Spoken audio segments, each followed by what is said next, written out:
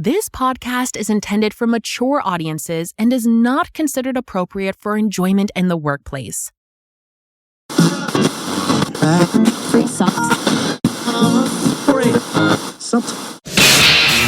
You can stop the search for something intellectual and fulfilling.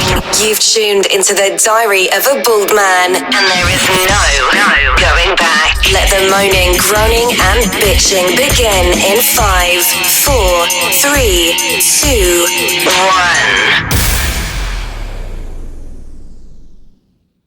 1. Listening to this podcast is cheaper than therapy, but also a shit ton less professional. Expect unfiltered opinions, safety rants, and the occasional heartfelt reminder you're not as mentally inadequate as you think. Well, probably. Did you know? Long before they were trimming hair, talking sports, and asking, "What are we doing today?" your local barber was actually the neighborhood surgeon. Back in the Middle Ages, monks were prohibited from performing surgery, so the job fell to the men who already had the sharpest tools in town, barbers. And they didn't just cut hair. They pulled teeth, set broken bones, lanced infections, and performed bloodletting.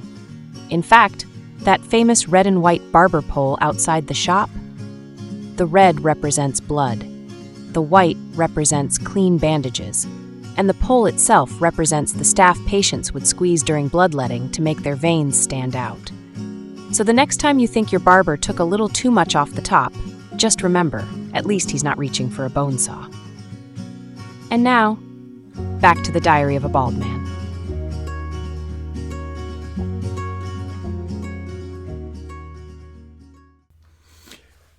Hey everybody, welcome to the Shit Show. This is Alan Woodford and you're listening to Diary of a Bald Man.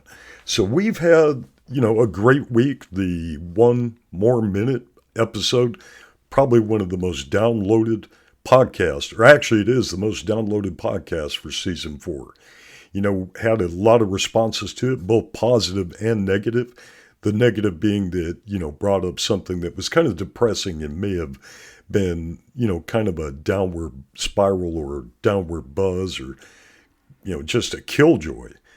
Because I had to recognize and think about the fact that, in actuality, around the globe, we lose 1 man a minute. And it's just something that makes us feel, or some of us feel fragile. Maybe we'd be the next one in 30 seconds. But, you got to remember, you may also, after hearing this, save a life. Because you recognize now, or you acknowledge, and you're aware that not everybody is as sturdy, as strong, or as resilient as you may be. So, let that be a lesson to all of us. When we look around, no matter what environment we're in a playful environment, maybe we're at a barbecue or maybe we're at the beach this weekend, for Memorial Day. And you're looking around going, man, this is great. Look at these people having a good time, cooking different things, out with their families. And for every time you look around, somewhere, another man just disappeared. They're not getting to experience what we are at this moment because something just weighed them so heavy that they had to end the pain, discomfort, or whatever was in their mindset at the time. So think about that.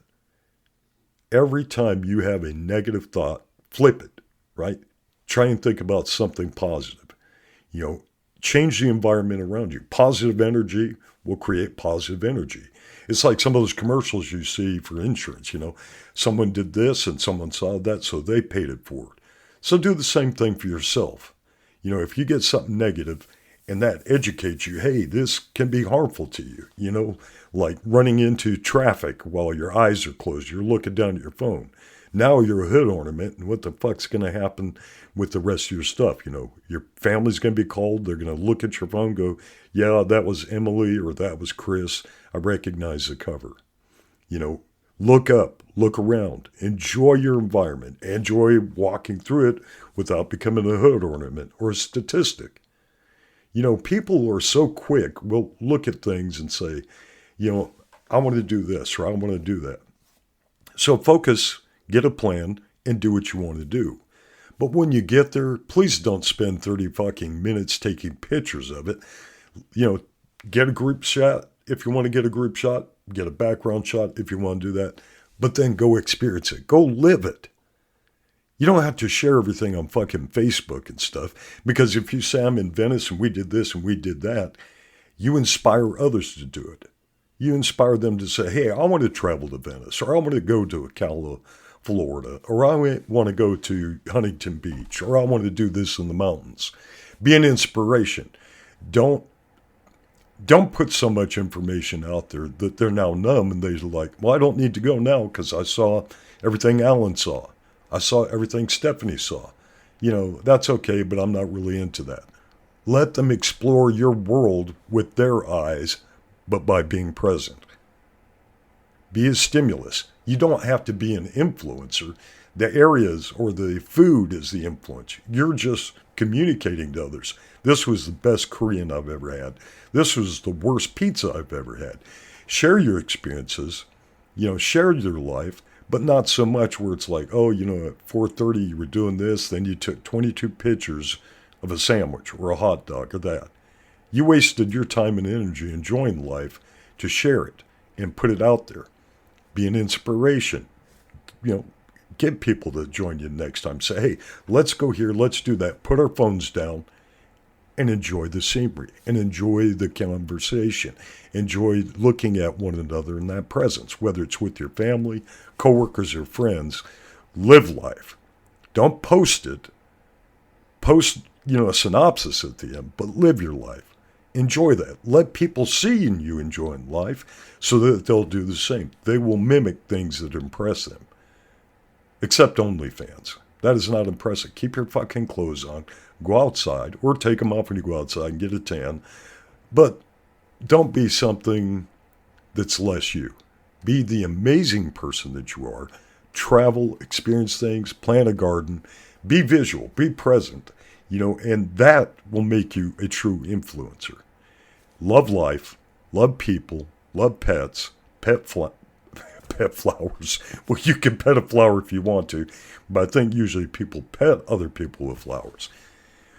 Anyways, so for those of you who are young, living on your 18th Red Bull or your 4th can of C4, slow your fucking ass down.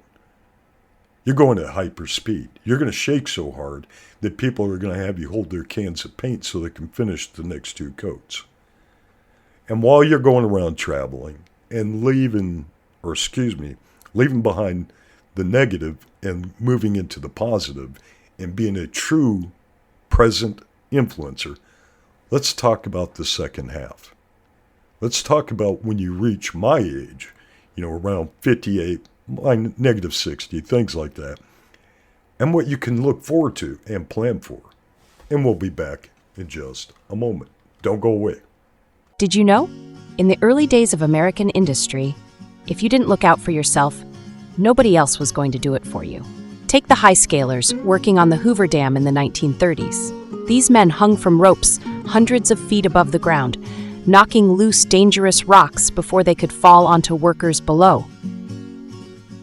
The problem? Those rocks had a nasty habit of falling on the high scalers too. And modern hard hats didn't exist yet, so they improvised. Workers took ordinary cloth baseball caps, coated them in tar, and left them baking in the desert sun until they became hard as a shell. Were they comfortable? Not even close. Did they smell good? Absolutely not. But they offered enough protection to make a difference.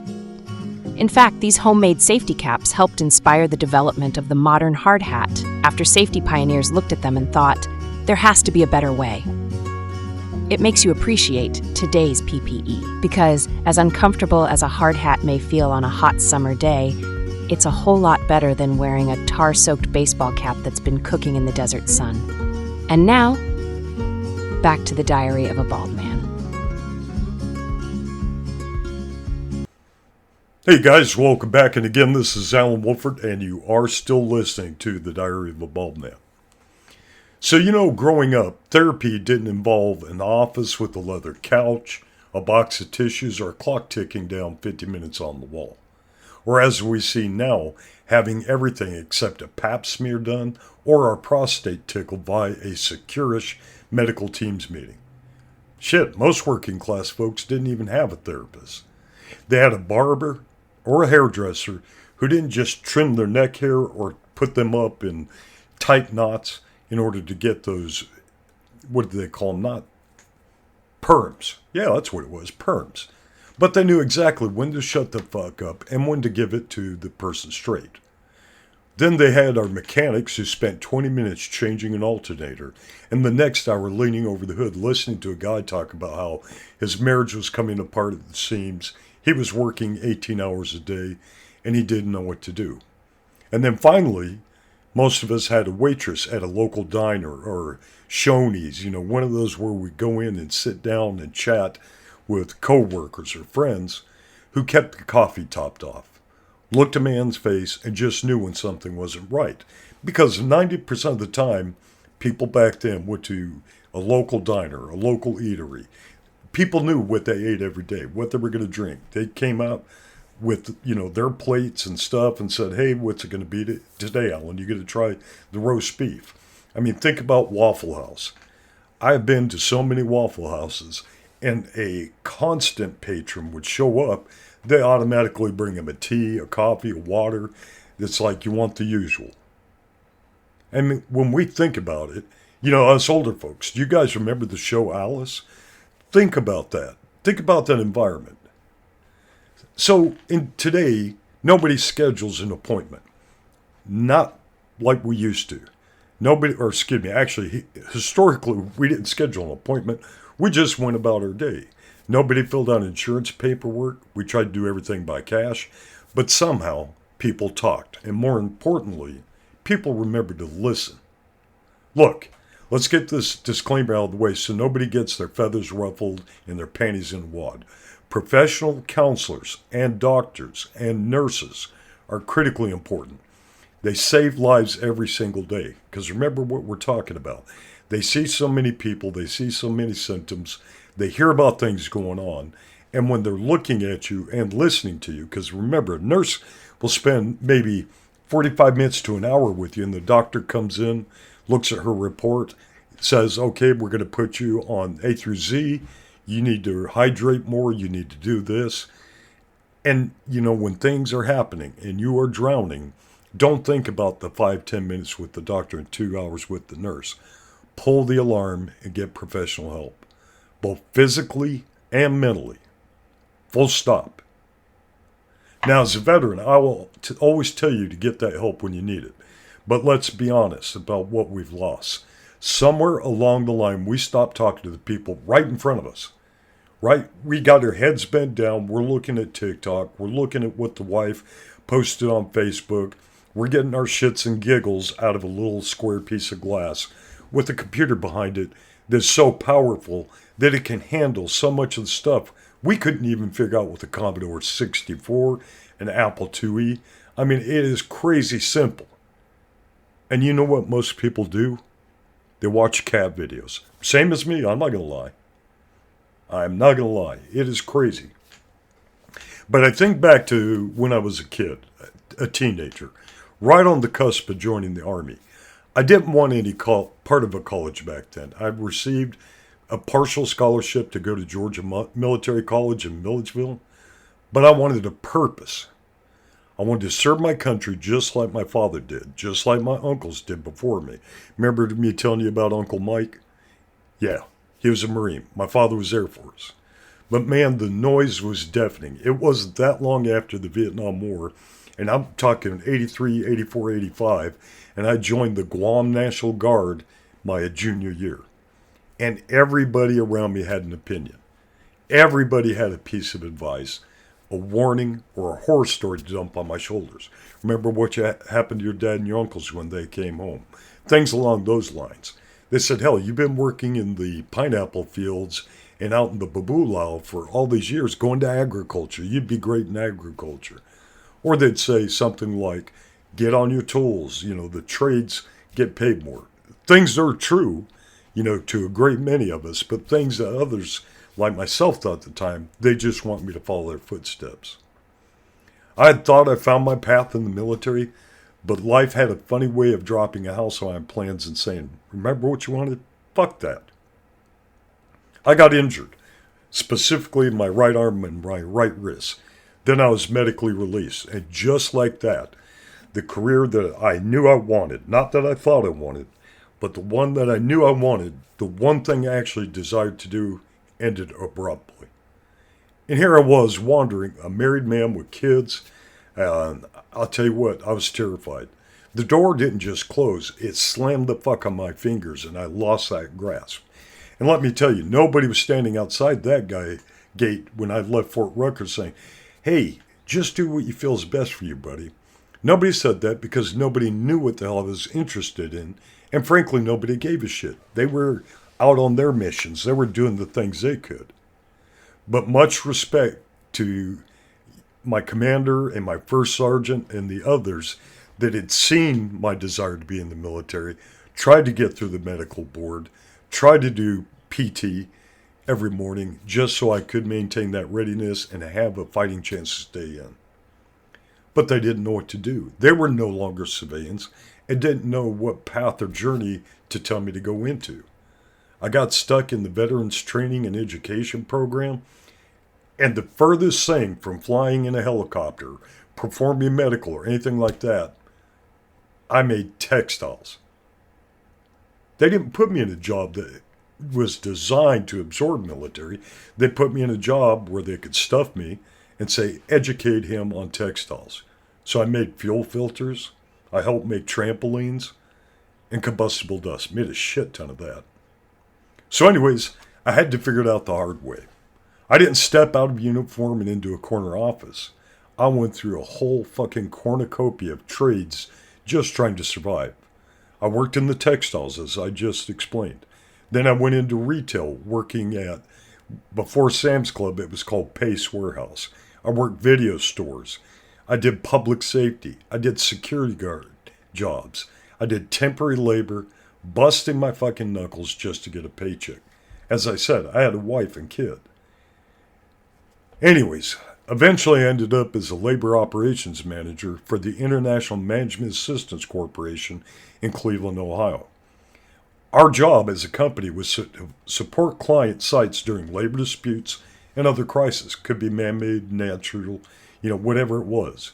But part of my gig was taking and going to these manufacturing plants for hours, talking to dozens of department managers to find out what hazards our workers might face. Because back then the EMRs could really affect you. So we wanted to know what we're going into, what we need to have for our people going in, and try and match up the trades with the experience and the safety. And let me tell you, it was a fucking comedy of errors. Based on what these managers were telling me, they basically expected me to outfit our guys with body armor. I'm talking chainmail protection for rotating saws and all kinds of shit. Double socks, condoms, leather animal hides just to walk into a damn building safely. It was nuts. And that was the moment I actually sat down and started researching what PPE was actually for. I started looking around these plants thinking, if the work is so inherently lethal, why aren't there guards up? And that's where I learned about machine guarding and where things were missing. Where were dead man switches? Where were the light curtains? What were they doing actively to keep our temp workers from being turned into a lunch meat or a goddamn employee pate? And that was before I was ever a consultant and walked around knowing the CFRs, about the differences in a machine guard and electrical guards, like the light curtains, dead man switches, things of that. Fuck. Instead of actual engineering controls, they'd shove these poor workers into a classroom and train them using old beta tapes. Hand to God, beta tapes, maybe a couple of VHS, with grainy prehistoric images that had absolutely jack shit to do with the actual hazards that the employees would face on the floor. I mean, they showed a confined space video, and it was a trash compactor, not a manhole cover that had to be coming off of something where the guys had to clear it out, but a trash compactor for confined space. Didn't show shit about reading the air, using tubes, using pumps. Back then they had a variety of things that were available, but I mean, Christ almighty, these things were stupid. I mean, they actually talked in one about how the miners used canaries back in the day, and it was a shit show. I mean, their idea of lotto back then was shutting off the power, slapping a padlock on a box, and calling it a day. No explaining the actual physics of isolating residual energy or discharging, lotto T, lockout, tagout, try. It was a shit show. You had 100 different directors, managers, team leaders, and shop stewards all pointing in different directions based on entirely on what they thought was true and not what they knew to be true. Because you have, when you got a lockout, tagout, you got the authorized, the affected, and other. So they'd say, hey, I'm locking this out because I've got to work on this segment. I don't want the machine operator starting that bitch up with my hands in it. Not saying let's all three lock it out. I'm going to lock this segment out. Jesus. Between managing that circus and later working as a Department of Defense contractor up in Alaska, out on Shemya, the same place I was talking about earlier where I learned how to defat myself, I finally had a light bulb go off. I realized, remember, I didn't have anybody tell me when I got out of the Army or in my years of working in law enforcement, public safety, working in warehouses, working in retail, about what I could be doing because nobody knew what I wanted. I wasn't there long enough to give them a semblance of what my interests were and things like that. I didn't want to be a safety professional who checked boxes. That shit never came to mind. I wanted to be a safety educator and trainer.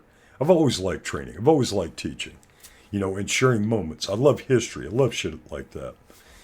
And that's when the shit show really began. And it's been a hell of a fucking ride since then.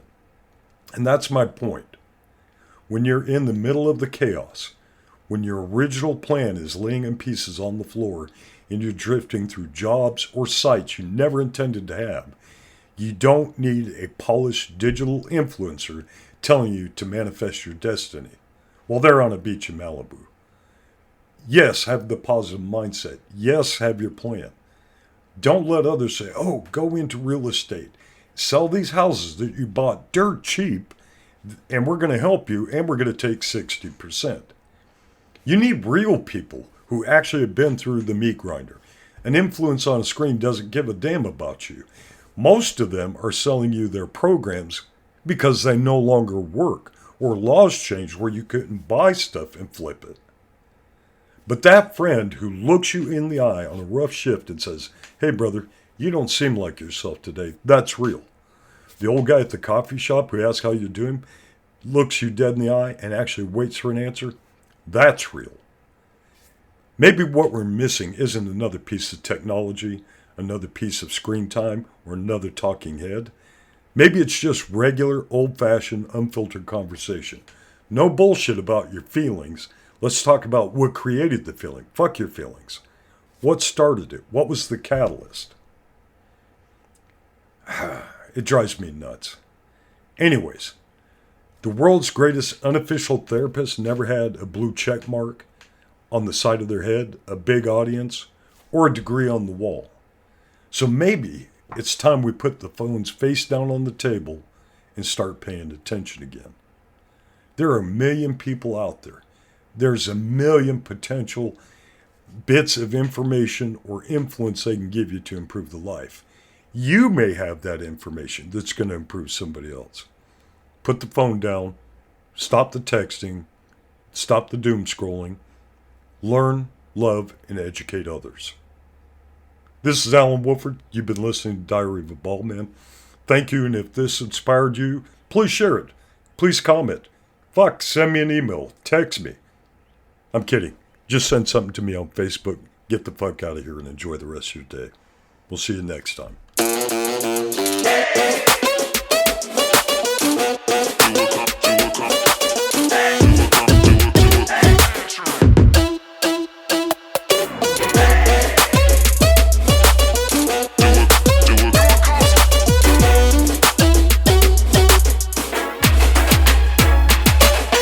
Long shot, but I got the reach. Pop, lock, now I'm off the leash. Mic drop, I ain't gotta preach. I just do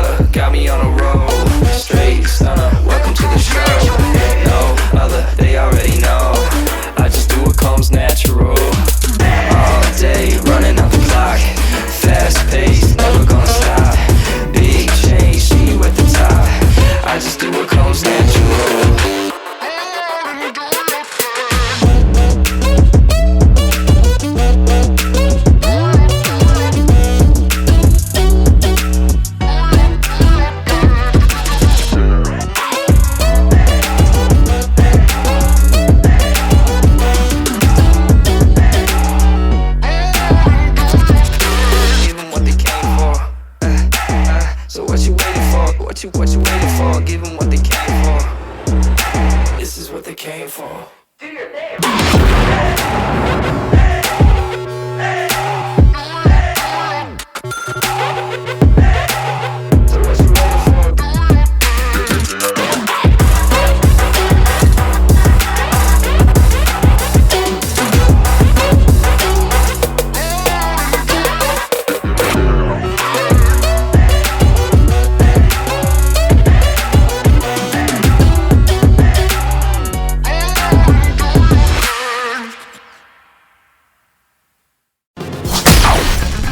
Alan Wooford has produced this podcast for entertainment purposes. Neither this nor any other podcast he produced constitute legal, medical, marital, sexual, or professional advice. The opinions and views presented by Alan are his own and do not reflect the views or opinions of employers, clients, family, Facebook groupies, promotional sponsors, or baby Jesus. Any health information shared or mentioned as an alternative does not create any patient-physician relationship or other professional relationship between the audience and the presenters. No person listening to any podcast from this rocket surgeon should act or refrain from acting based on the content of a podcast without first seeking appropriate professional advice and or counseling. Nor shall the information be used to substitute for professional advice and counseling. As stated earlier, this show is for entertainment purposes, not how to lead or change your life. Do what is best for you or what your spouse approves of. Alan Wooford and all guests of the show expressly disclaim all liability relating to any actions taken or not taken based on any and all contents of this site.